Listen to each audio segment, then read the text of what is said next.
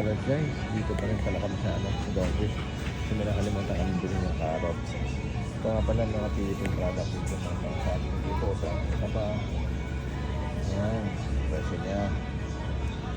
Ito may puso ng saging. May lakatan. Ito nakalimutan ko ang pangalan ito pero marami sa Pilipinas. Meron din dito ng mangga. Tapos may bagoong. Ito, meron dito ang sampalok.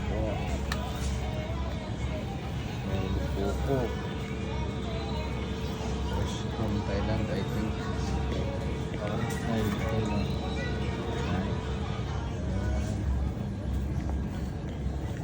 For those people who wanted to buy some Philippine product, punta po kayo dito sa Donkey. Meron po yan. Mega Donkey, baka naman yan. So, kuha lang po tayo ng carrot. Nakalimutan ko. Ito po, may malinis ditong patatas, may madumi. Pang mura ngayon ng ano. Hindi isang carrot niya.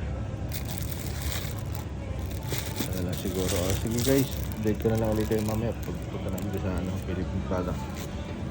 Okay.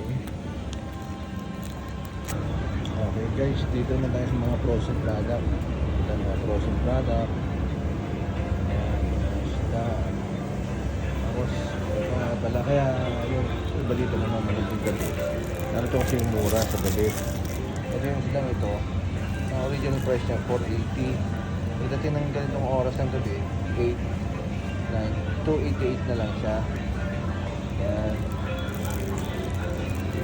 Although some items hindi pa yung binababa, pero ito kasi napaka-expensive niya, ang liit niya, hindi na babagong presyo. Pero itong ano, itong parang lumahan na wala lang pangalan niya, mura na rin siya.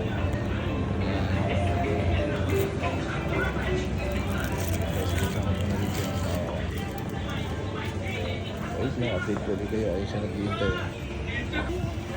Okay, ito naman yung Philippine product.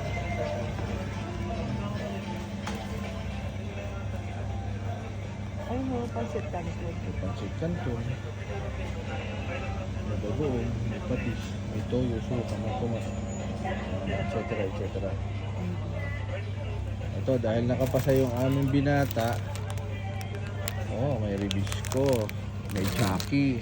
Yan siya ng Chucky Ayan. guys. Blowout namin doon sa nakapasa sa pagkuha ng lisensya. Isang Chucky. Akala nyo kukunti na pamili namin. Naku po. Napakarami na namin na pamili kahapon. Parang sundot-sundot na lang to guys. Okay. Ito na muna guys. Salamat. Sana naman po sa makakapanood ng YouTube ko. Mag-ano naman kayo. Click at saka subscribe. Tilapia. Parang